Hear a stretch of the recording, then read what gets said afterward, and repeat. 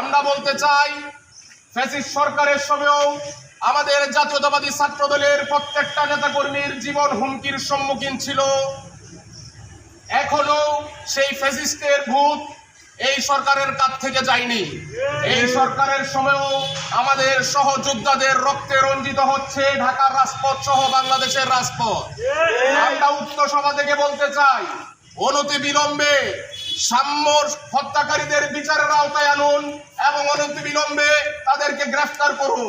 সেই সাথে ছাত্র দলের নিহত যত নেতা কর্মী হয়েছেন তাদের সকলের হত্যাকারীদেরকে বিচারের আওতায় আনুন।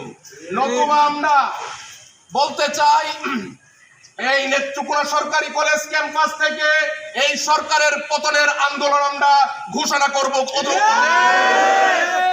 এখন আমাদের ভাইয়ের হত্যার বিচার করুন, নতুবা আপনাদের গদি ছাড়তে বাধ্য করবো ইনশাল্লাহ।